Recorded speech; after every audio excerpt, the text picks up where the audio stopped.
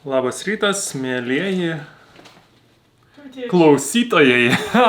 Vat jums, va tai, vat tie, kurie žiūrit, ne jums labas rytas, o tiem, kurie klauso labas rytas, nes mūsų laida, kaip žinote, yra transliuojama per LRT Opus radiją.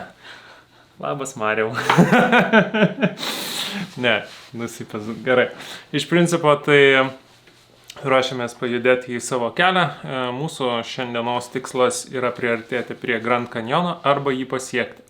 Kad jį pasiektume, aš nelabai tikiu, nes mums yra 1300 metrų pakilimo. Tai, teoriškai galim, bet praktiškai aš nežinau, ar yra prasmės. Tai manau, kad tiesiog sustosim kažkur pernakvoti pakeliai. Gal dar pasižiūrinėsim kažką, nes iš tikrųjų pajudėsim tai labai vėlai, dabar yra 10:30 jau. Mes kaip visada norim išnaudoti viešbučio visus privalumus, tai pajudame kaip galima vėliau, bet gal nenusidrošim, kaip tau atrodo. Kai pirksim maisto 7 dienom, įdomu. Ja, tai dar vienas dalykas, ką turim padaryti, tai pakeliai sustoti į parduotuvėlę ir užsipirkti maisto iki Flagstaff miesto. O Flagstaff miestas čia yra ganėtinai kertinis miestas, nes jisai yra per vidurį mūsų Arizonos maršruto. Tai kai mes privažiuosime Flagstaffą, mums iki Tucsono bus belikę apie 500 km.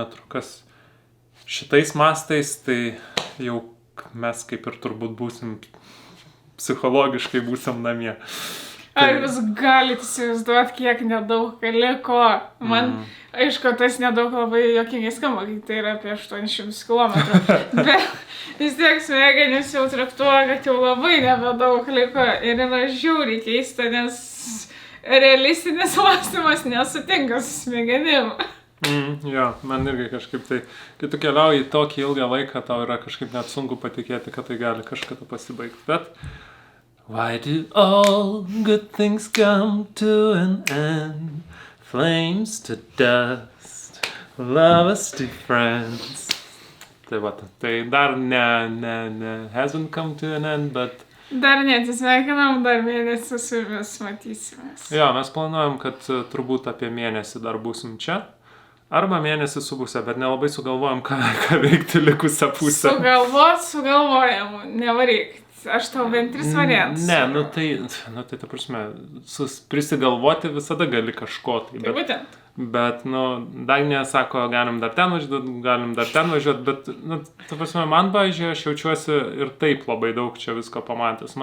Aš pusės dalykų neatsimenu, aš pusę dalykų jau pamiršau ir aš jaučiuosi prifarširuotas ir įspūdžių, ir nuotykių, ir vaizdų, ir man dar lankytis ten 5 nacionaliniuose parkuose, man neberandu aš savyje tokios motyvacijos tam. Tai dėl to aš ir sakau, kad, aš nežinau, ką dar čia galima nuveikti tokio, kas uždegtų ir sakytum, jo, tikrai labai dar noriu tą padaryti. Tai mano kaip ir visi tikslai bus pasiekti, kai pasieksime Tucsoną. Tai bus matyt. O dabar? Važiuojam.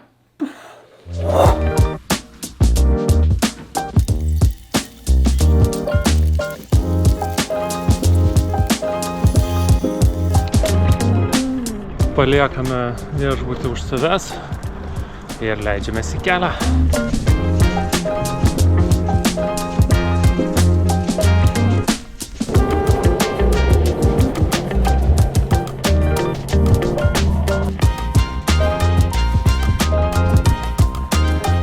Deja, šį kartą ne į Burger Kingą.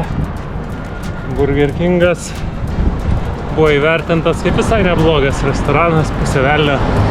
Tik po to labai, gal nepasakosiu detalių, bet iš esmės po to dažnai į tualetą tekdavo eiti. Nežinau dėl ko, ar dėl Burger Kingo, ar dėl to, kad mūsų skrandžiai atpratę nuo šūdinio maisto. Bet jo, nelabai tiems skrandžiam patiko tas maistas, bet skonis neblogas. Tas juk ir yra svarbiausia. Svarbu, kad gali prisiryti ir kad skanu. O kas būna po to, tai ten jau detalės. Ne, Dagnė. Sakykime, kad taip.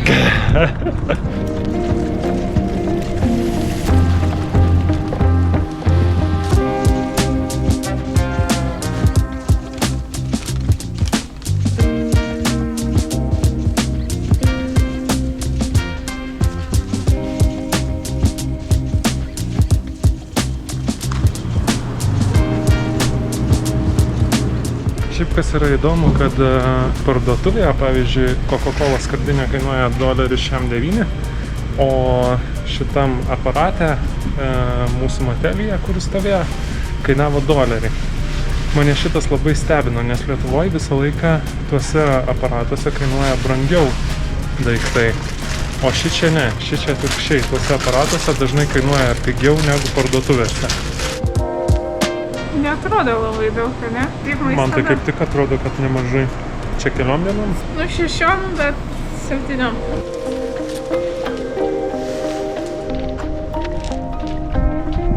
Kiek išleidome? Išleidome $101 su kapeikėlė. Apsipirkome ir dabar jau į kelią.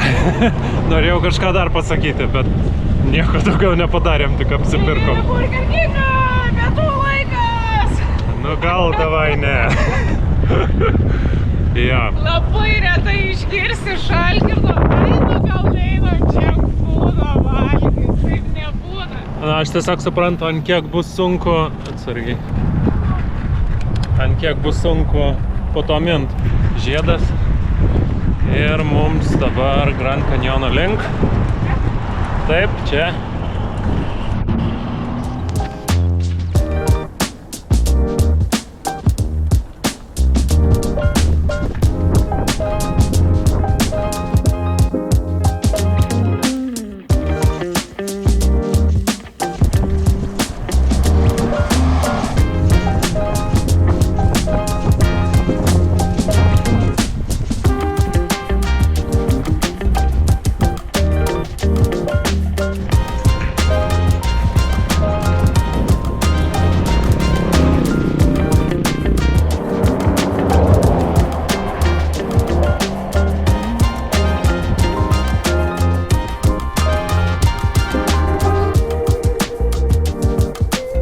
Privažiavome kažkokį tai lankytiną tašką.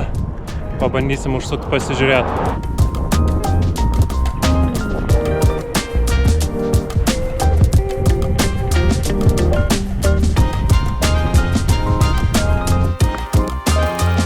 Žmonės labai nusistatė prieš dronus. Visur negalima filmuoti. Visam šitam Navajo Nation parke negalima filmuoti. Jokiam nacionaliniam parke negalima filmuoti. Čia dar net pabrėžtinai negalima filmuoti, turiuomenį filmuoti su dronu. Tai kažkaip labai liūdna. Nes jo, čia aišku gražių kadrų galėtum padaryti.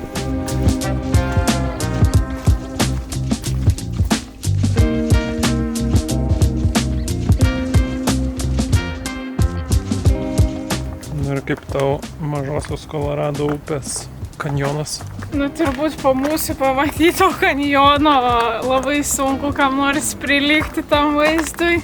Šiaip gan įspūdinga. Bet po to, ką matėm, tai... Jo.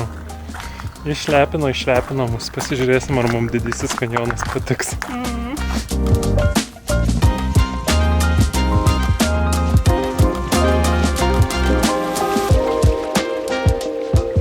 Aplankėm lankytiną vietą, mums pasisekė, kad nereikėjo susimokėti, nes šiaip tai rašė, kad mokama vieta, bet šiandien kažkodėl buvo nemokama, tai nežinau, ar suprato, kad niekas neatvažiuoja, kai reikia mokėti, ar tiesiog darbuotojo nebuvo, bet jeigu būtų reikėję susimokėti, aš sakiau, Dagniai būčiau nusivylęs, nes šiaip tai vieta tokia, nu, šiaip pasižiūrėti sustoti kaip ir nieko, bet mokėti tikrai ne.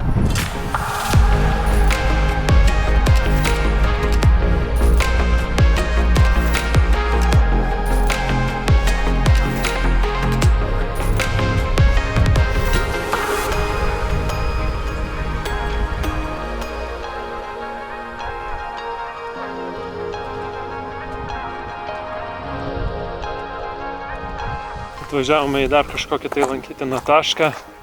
Šitas atrodo jau daug įspūdingesnis ir gražesnis ir svarbiausia, labiau laukinis.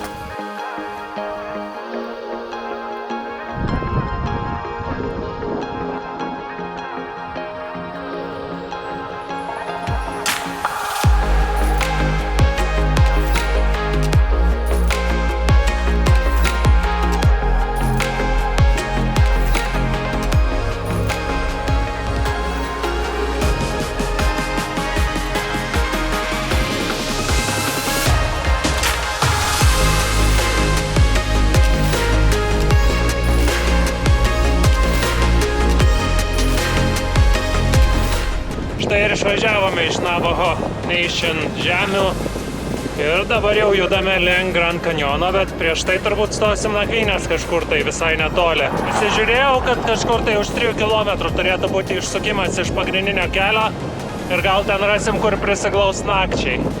Nes iš esmės saulė jau gan žemai, iki kanjono dar daug ir atstumu ir sukilimu. Tad pernakvoję rytoj pabaigsim.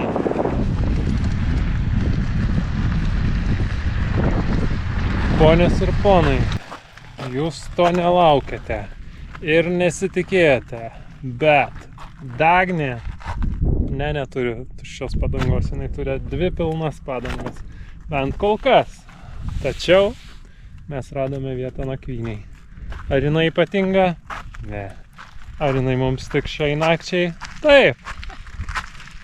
Tai gal mes šiek tiek gaila, kai realiai prieš porą kilų pravažiavom tokias fantastinės vietas, bet ten negalima kempinti, tai yra. Taip, o dabar jau iššokome į Public Lands ir štai palei keliuką.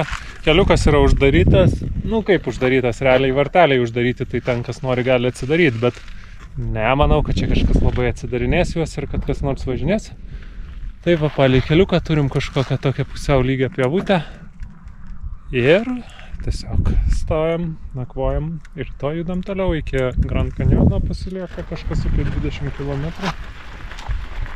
Taip, reikia varytis dviratį ir aš nežinau, reikia arba gerai apsižiūrėti, arba palikti ant kelio.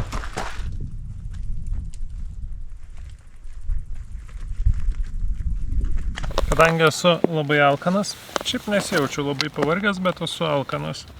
Dagnė sakė, visiškai nenori valgyti, tad man belieka vienintelis pasirinkimas valgyti tai, ką nusipirkau parduotuvėje, o nusipirkau labai mažą daikčiuką ir net neįsivaizduoju, kaip atrodys įsivaizduoju, nežinau, koks bus skonis. Žodžiu, nusipirkau vienos dešrelių. Pabandom atsidaryti ir pasižiūrėti, kas čia gero juose. Kas čia per skysčiai. Štai, turime dešrelę. Nelabai atrodo skaniai, nežinau.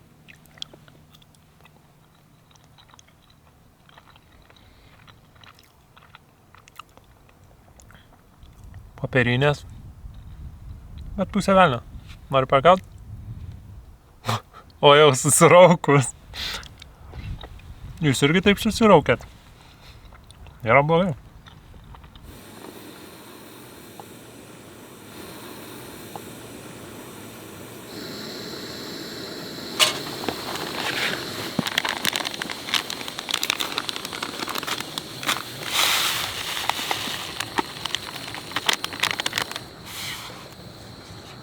Šiandien Dagnė patikėjo man virėjo pareigas. Tai virsime teriyaki ryžius su paštetu, įprastinė kombinacija. Tiesa, Dagnė sakė, teriyaki ryžių dar nesam valgę.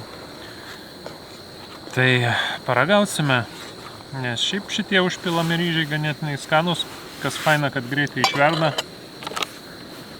Va, 7 minutės pavirt.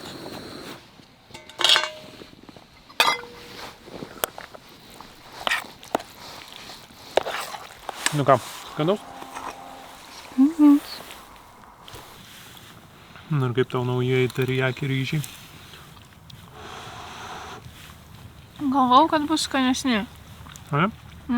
Nes mangi šiaip teriyaki padažas žiauriai skanus. Kažkaip nelabai mane jaučiasi. Man irgi, bet aš apskritai pastebėjau, kad šitie ryžiai, jie per daug nesiskiria savo skonį. Nors rūšių yra daug, bet iš tikrųjų tai... Net nežinau iš tikrųjų, ar labai apsimoka jas pirkti, nes moki daug, o... Bet gan skanu. Bet kuriuo atveju. Tik man tas toks glitnumas jų nelabai patinka, nes jie kažkokį tokį glitnumą turi.